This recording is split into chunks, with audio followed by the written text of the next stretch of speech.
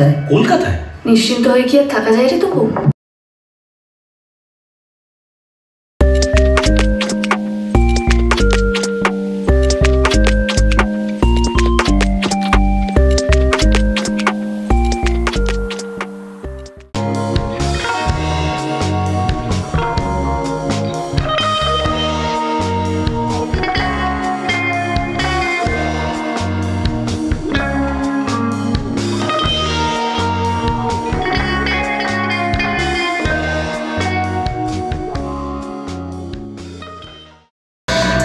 These killers, they are copycats. ওরকম একটা dangerous ক্রিমিনালকে handle করবে ভাবছো? আমাকে আমি এত ছোটখাটো পেটি এখন হিল করে আছে, অতটা ছোট লাগছে না। এরকম একটা টাফ ইনভেস্টিগেশন। হ্যাঁ, মানে আমাকে যখন প্রথম ফোন করেছিল তখন আমি না I couldn't believe in it. মানে আমার এতটাই মনে হয়েছিল অসম্ভব যে আমি বলেছিলাম how can I do this, মানে আমি কি করে করতে পারি একটা আইপিএস অফিসারের ক্যারেক্টার। তো বাই দ্যাট টাইম ওর সাথে কথা বলতে বলতে আমি ওর অ্যাকচুয়ালি অলৌকিক ইন গোয়া ফ্যান। মানে আমি প্রচন্ড লাফিয়েছি শুনে আমি ভেবেছি ও ওইটা অলৌকিক জন্য হাত ধরে কোনো সামহাউ ও আমাকে কি বলবো, সেটা তো পরিচালকের গুণ, যে পরিচালক চরিত্র যত না আমরা দেখতে পাই অ্যাক্টর হিসেবে ক্যারেক্টার, তার থেকে থাউজেন্ডস টাইম বেশি পরিচালক দেখতে পান। এবং আমার অ্যাক্টর বন্ধুরা, পরিচালক বন্ধুরা সবাই আমাকে বকাবকি করেছে যে একজন ডিরেক্টর যখন ভাবছেন তোমাকে, তখন তিনি জানেন তিনি কি চাইছেন, সেটা তোমার কাছ থেকে পাওয়া যাবে। পাওয়া যাবে প্রসঙ্গতে আমি যখন শ্যুট করতে শুরু করি তখন সত্যি বলছি এটা সৌমিত ছাড়া সম্ভব হতো না। স্ক্রিপ্টটা লিখেছেই এমনভাবে যে আলাদা করে কিছু করতে হয়নি, ব্যালেন্স ছিল ক্যারেক্টারটার। একটা ইমোশনাল সাইড, একটা প্রফেশনাল সাইডকে সমানভাবে নিয়ে যাওয়া আমার মনে হয় যে সেইটা আমাকে খুব হেল্প করেছে। আমাকে আলাদা করে কিছু করতে হয়নি। আমি একটা লোককে ভীষণ বিরক্ত করেছি থ্রু আউট, সেটা হচ্ছে জয়দীপ। আমি আর কাউকে বিরক্ত করিনি, আমি থ্রু আউট ওকে বিরক্ত করে গেছি। প্রত্যেকটা শটের পর বলেছি ভালো হয়েছে, ভালো হয়েছে। ওর একটা সময় পর আমাকে বলে আমি এত ইনসিকিউর অ্যাক্টর দেখিনি, 20 বছর নাকি ইন্ডাস্ট্রিতে রয়েছে। আর সেই ইনসিকিউরিটিটা আমার ফাইনালি গেছে, দিকে আমি ক্লিকের অফিসে ঢুকেছি আর ডিরেক্টলি আমায় বলেছিল you are good. Releasing on 10th April 2025, Detective. প্রথমেই বলি যে গোয়েন্দা চরিত্রে তুমি নেই, কিন্তু গোয়েন্দা গল্পে তুমি আছো, অথচ একটা অন্যরকম চরিত্র রয়েছে যেটা শুনলাম। কি বলবে আগে চরিত্রটা নিয়ে? গোয়েন্দা গল্পে তো একজনই গোয়েন্দা থাকে, আর বাকি সবাই হচ্ছে গোয়েন্দার অ্যাসিস্ট্যান্ট। মানে গোয়েন্দা রহস্য সমাধান করবে, সেই সূত্রগুলো জড়ো করবে, তাকে সাপোর্ট দেওয়ার জন্য যে চরিত্রগুলো, তার মধ্যে একটা চরিত্র হচ্ছে আমার চরিত্রটার নাম হচ্ছে সিদ্ধেশ্বরী। সিধু বলে ডাকা হয়। সিধু জাটার কথা নিশ্চয়ই মনে পড়বে সিদ্ধেশ্বরী বলে। সিধু মানে ওইভাবেই আমাকে বলার সময় জয়দীপ ওভাবেই বলেছিল। আর এমনি পেশাগতভাবে হচ্ছে আইপিএস অফিসার। খুব সুন্দর চরিত্র এটা, খুব এত সুন্দরভাবে স্ক্রিপ্ট বোনা হয়েছে, ক্রাফটটা তৈরি করা হয়েছে এমনভাবে যে সেটাকে অভিনয় করতে গিয়ে আমাকে আলাদা করে প্রেশারাইজও ফিল করতে হয়নি, বা আলাদা করে স্ক্রিপ্টে যখন পড়ছি তখন পড়তে পড়তেই আমি বুঝতে পারছি যে দুটো লেয়ার আছে। একটা হচ্ছে একজন গভর্নমেন্ট অফিসিয়াল যে যার কাজের সূত্র ধরে স্ট্রিক্ট, তার সে কিছু নিয়মের বাউন্ডারির মধ্যে পড়ে, তার কিছু বাধা নিষেধ আছে, সেইগুলো একদিকে যেমন রয়েছে সে একটু শক্ত, একটু স্ট্রিক্ট, কিন্তু অন্যদিকে যে তার বোন, চারুলতা হচ্ছে আমার বোন, সেই বোনের জন্য চিন্তা ভাবনা, দুশ্চিন্তা, তাকে আগলে রাখার চেষ্টা, সেটাও কিন্তু সবকটাই না খুবই একদম লেয়ারে রয়েছে। মানে খুব উগ্র কিছু নয়, সবই খুব সাধারণভাবে যেরকমভাবে হয়। মানে আমরা তো সত্যি সত্যি বিশাল এক্সাইটেড থাকি না জীবনে, এতটাই নর্মালভাবে বোনা হয়েছে পুরো ক্রাফটটা। So it was easy for me. আচ্ছা, তোমাকে যদি বলি, তোমাকে আমরা জেনারেলি মাঝে মধ্যে একটু দুষ্টু চরিত্র দেখতে পাই, একটু খল ব্যাপার থেকে যায় কোথাও কোথাও, সেখান থেকে দাঁড়িয়ে একজন আইপিএস ক্যারেক্টার কেমন লাগছে? দারুণ লাগছে। শোনো, দুটো দিক আছে। আমার 20 বছর অভিনয় জীবন, আমার অল্প কিছু ছবি, বাকি টেলিভিশন, টেলিফিল্ম যা যা আমি করেছি, সিরিজ, তাতে আমার দু ধরনের রয়েছে। একটা হচ্ছে আমার সাংঘাতিক নেগেটিভ একটা কিছু চরিত্র, আর কিছু চরিত্র রয়েছে যেগুলো এত পজিটিভ, মানে ভীষণ ভালো, মানে একদম নিরীহ, নিপাট, টু গুড, মানে ভগবান এনারা আছেন নিশ্চয়ই। আমাদের অনেকেরই বাড়িতে আমরা এমন কাউকে একজনকে দেখছি যে ভীষণ গিভিং, হ্যাঁ, সেরকম চরিত্র করেছি। কিন্তু এইটা হচ্ছে একটা চরিত্র, যেই চরিত্রটা বাস্তবের সম্পূর্ণ অন্য একটা দিক নিয়ে আসে। যে আজকে আমরা যারা ওয়ার্কিং ওম্যান, ধরো তুমি তোমার প্রফেশনাল জায়গায় তুমি একরকম, তোমার ব্যক্তিগত জীবনে তুমি আরেক রকম, এবং এই দুটোকে ব্যালেন্স করেই কিন্তু তুমি কোনো একটা তুমি নও। হ্যাঁ, তোমার পেশাগত জায়গার যা যা আঁকিবুকি আছে সেগুলো নিয়ে তুমি যেমন একদিকে রয়েছো, কিন্তু তুমি বাড়ি ফেরার পর বা বাড়ির মানুষের জন্য যখন দুপুরবেলা ফোনে মা বা বাবা বা কাউকে জিজ্ঞেস করো খেয়েছো, সেটা আবার অন্যরকম। সেটাতে আদিক্ষেতা করার সময় হয়তো তোমার নেই, কিন্তু এই কনসার্নটা তো আছে, তাই জন্য তো ফোনটা করছো। এই যে একটা ব্যালেন্স, সেইটা করতে আমার দারুণ লেগেছে। আচ্ছা, একটু আগেই শুনছিলাম তুমি বলছিলে যে ইউনিফর্ম পরে একটা দাঁড়ানো, সেটা তোমার কাছে খুব ইন্টারেস্টিং লেগেছিল। হ্যাঁ, আমার মনে হয় যে পৃথিবীতে সব থেকে সুন্দর পোশাক হচ্ছে সারা ভারতবর্ষে, সারা পৃথিবীতে ইউনিফর্ম। সেটা মেরিন ইউনিফর্ম হোক, সেটা এয়ার ফোর্সের ইউনিফর্ম হোক, সেটা মিলিটারি ইউনিফর্ম হোক, প্রত্যেক দেশেরই রয়েছে। এবং কি অপূর্ব সুন্দর লাগে মানুষগুলো দাঁড়ালে, হট করে একটা ছবি তৈরি হয়ে যায় যে এই যে মানুষটি, যে ইউনিফর্মটি যে দেশের পরে আছেন, সেই দেশের রক্ষক এই মানুষটি। এই মানুষটি সেই দেশের মানুষের জন্য তার জীবনকে দিয়েছেন।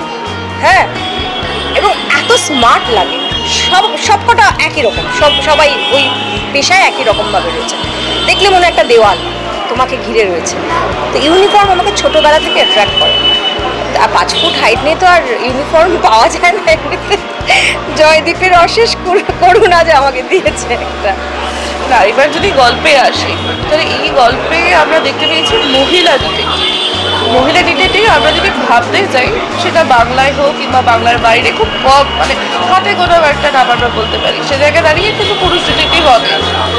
এই যে মহিলা ডিটেকটিভ আর পুরুষ ডিটেকটিভ, তোমার পার্সোনালি পছন্দ কোনটা? মানে চরিত্র তৈরি করার জন্য না, এমনি ধরো পড়ার জন্য বা দেখার জন্য? দেখো, আমি পৃথিবীর যাবতীয় গোয়েন্দা চরিত্র, সেটা মিস মার্পল হোক, আগাথা ক্রিস্টির হোক, বা আমার মানে পরো হোক, বা শার্লক হোমস হোক, ব্যোমকেশ হোক, ফেলুদা হোক, নিতিন মাসি হোক, আমার সব থেকে, এবং নারী পুরুষ নির্বিশেষেই বলছি, আমি জেন্ডার ধরে বলছি, আমার সব থেকে প্রিয় চরিত্র ব্যোমকেশ। কারণ ব্যোমকেশকে আমার রক্ত মাংসের মানুষ মনে হয়। ব্যোমকেশের একটি স্ত্রী আছেন যাকে ব্যোমকেশ খুব ভালোবাসে। ব্যোমকেশের প্রেম হয়েছে জীবনে। ব্যোমকেশের বাচ্চা হওয়ার সময় হাত কেঁপেছে। ব্যোমকেশ বউকে ভয় পায়, আবার বউয়ের সাথে ঝগড়া করে, আবার বউকে খুশি করবার জন্য তাকে তেল দেয়, ঠিক আছে, প্রশ্রয় দেয়। হ্যাঁ, আবার ব্যোমকেশের বিভৎস বুদ্ধি, ব্যোমকেশ সেই বুদ্ধি খাটাতে পারে। আবার ব্যোমকেশ এরকম আমরা গল্পে দেখেছি যেখানে চরিত্র মনে হয়েছে যে অপরাধ করেছে তার হিউম্যানিটারি গ্রাউন্ডে তাকে ব্যোমকেশের মনে হয়েছে যে একে শাস্তি দেওয়া যায় না বা দেব না, মানে সেখানে ব্যোমকেশ সেই হিউম্যানিটারি গ্রাউন্ডটাকেও ধরেছে, যেটা আমরা সাধারণ মানুষ হয় না। আমরা অত সহজে, আমরা তো সত্যি সত্যি পুলিশ নই। আমরা যখন মানুষের দুঃখ কষ্ট যন্ত্রণা দেখি, সে অপরাধ করলে নিশ্চয়ই সেটা অপরাধ, তার জন্য তার শাস্তিই পাও না।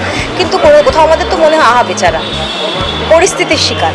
মানে ব্যোমকেশকে বলতে গেলে একদম আমাদের নিজের। আমার মনে হয় যে আমার বাড়ির ছেলে হলে যেমন হতো, আমার পাশের বাড়ির ছেলে, আমার শহরের ছেলে হলে যেমন হতো, ব্যোমকেশ ঠিক তেমনই। আর ঠিক একই রকমভাবে আমার আজকে সত্যি বলছি, মানে দেখার পরে আপনারাও বুঝতে পারবেন, চারুলতাও তাই। চারুলতার অনেক চরিত্র দুর্বলতা রয়েছে। চারুলতা বাচ্চাদের মতো, ছেলে মানুষ যেহেতু বয়সটা কম, চারুলতা কি বলবো, মানে জেদি, তারপর অত ভাবে না, আগে পরে ভাবে না, যেরকম হয়ে থাকে বাচ্চা ছেলেমেয়েরা। বুদ্ধি আছে, কিন্তু সেই সংযমের যে একটা জায়গা আছে, সেই জায়গাটাতে ওর যেখানে ওকে সিধু বলছে তুমি এটা করতে পারো না, এটা যত ঠিক হলেও এটা করার কথা নয়, তাহলে তোমাকে একটা অন্য রাস্তা নিতে হবে, যেটা তোমার পয়েন্ট, মানে যেটা তোমার প্ল্যান বি হবে। হ্যাঁ, তো সেই চারুলতা পারফেক্ট নয়, ব্যোমকেশ পারফেক্ট নয়, ব্যোমকেশ মানুষ। চারুলতা, আমাদের ডিটেকটিভ চারুলতা মানুষ, আমাদের আশেপাশের বাড়ির একটি মেয়ে, আমাদের বাড়ির মেয়ে। তুমিও হতে পারো চারুলতা।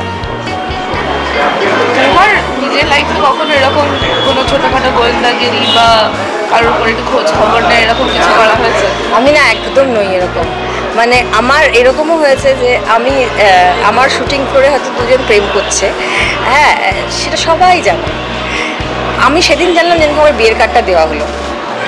আমি হাঁ করে, হ্যাঁ, হয়তো তারা ভাই বোনের চরিত্র অভিনয় করে বা তারা বন্ধুর চরিত্র অভিনয় করে, আমি হট করে, হ্যাঁ তোরা, ও আচ্ছা আচ্ছা, তুমি জানো না?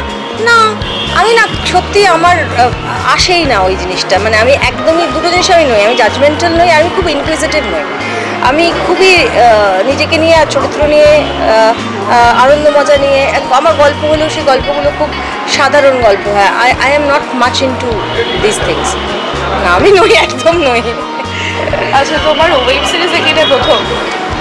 না, ওয়েব সিরিজে এর আগেও করেছো, কিন্তু অনেকের সাথে এটা প্রথম কাজ। আমার জয়দীপের সাথে এটা প্রথম কাজ, আমার ক্লিকে এটা প্রথম কাজ, আমার অনুজয় সুরঙ্গনা দেবমালুর সঙ্গে এটা প্রথম কাজ। অনেক দিক থেকে আমার মানে প্রত্যেকের সাথে, অনিলের সাথে, সৌমিতের সাথে, আমার সবার সাথেই মানে bunch of new faces for me. And সুতরাং খুব প্রতিভা, মানে খুব ভালো। আমি ওদের কাছে অনেক শিখেছি আমি ওদের কাছে। আমার আশা করি আমার ভবিষ্যতে অন্য কাজে সেগুলো কাজে লাগবে। এই আজকে ট্রেলার লঞ্চ, কতটা এক্সাইটেড আর দর্শকদের কি বলবে? Super excited. আমি বলেছি চল সবাই বাইট করে আমার মতো এগুলো আমার কিছু রয়েছে, এটা করি এগুলো। আমি ভেরি এক্সাইটেড। আজকে সাজটা সত্যি খুব সুন্দর হয়েছে, খুব ক্লাসি একটা সাজ। সবাইকে খুব ভালো লাগছে, তোমার খুব সুন্দর লাগে, সবাইকে খুব। আর সাদা হচ্ছে এমন একটা জিনিস, সাদা রং মন ভালো করে, সাদা রং সবাইকে সুন্দর করে। তুমি সাদা দেখলে না কারো মানুষের মধ্যে, কেউ সাদা পরে আছে, তোমার মনে হয় কি বাহ, আরাম লাগে। তো কত সুন্দর লাগছে থেকে বড় কথা যে তোমার চোখটা আরাম দেয়। তাই জন্য সাদা হিসেবে মানে সাদা হচ্ছে স্বাগত জানানোর, ওয়েলকাম জানানোর কালার। তো সেইটার সবাই এরকমভাবে আছে। তো ইটস টিম ফিলিং, সবাই মিলে খুবই এক্সাইটেড। আর ট্রেলার লঞ্চে এখন আমি প্রত্যেকবার যেতে পারি না। এবার আমি একদম মানে অনেক দিন ধরে আমি বারবার বলছি কবে। আমি আজকের দিনটাকে লক করে রেখেছিলাম যে I will not miss out this, মানে আমি এটা থাকবো। কিন্তু অনেক সময় থাকতে পারি না, অনেক এই ধরনের ইয়েতে থাকতে পারি না, বিকজ মেগা সিরিয়ালের একটু অসুবিধা হয়। তা আজকে আমি ম্যানেজ করেছি, সুপার এক্সাইটেড। আপনারা দর্শকদের ইচ্ছে এবং দর্শকদের ভালো লাগার উপর আমাদের কারোর কোনো হাত নেই, ওটা ওনাদেরই জায়গা। আমাদের এই যে এত পরিশ্রম, এই সমস্ত পরিশ্রম ডিপেন্ড করে ওনাদের একটা রাইট অথবা রং টিকের উপর। আমি এইটুকু বলতে পারি যে এটা যদি এই সিরিজটা আপনারা দেখেন তাহলে আপনারা রাইট টিক দেবেন, কারণ এই মেয়েটি আপনাদের খুব চেনা, যে আমাদের ডিটেকটিভ চারুলতা। আমি অ্যাক্টরের কথা বলছি না, এই ক্যারেক্টারটা চারুলতা আপনাদের খুব চেনা, আপনাদের তপু খুব চেনা, আপনাদের এই যে আশেপাশের যে চরিত্র, যে 4-5টা চরিত্র রয়েছে, তারা আপনাদের সবার খুব চেনা চরিত্র। এবং যে অপরাধ করছে তার অপরাধের ক্ষেত্রেও আপনারা দেখবেন যে মানুষের সাথে তো এরকম হয়, সত্যি তো এরকম অন্যায় হয়। অবশ্যই অন্যায় প্রতিবাদ করবার জন্য অন্যায় করা উচিত নয়, সেটাও এখানে একটা বক্তব্য যে কুসংস্কারের বিরুদ্ধেও এটা একটা লড়াইয়ের জায়গা। আমার মনে হয় যে ওই রাইট টিকটা পড়বে, দেখুন ভালো লাগবে, খুব সুন্দরভাবে বোনা হয়েছে গল্পটা। থ্যাংক ইউ সো মাচ তোমাকেও।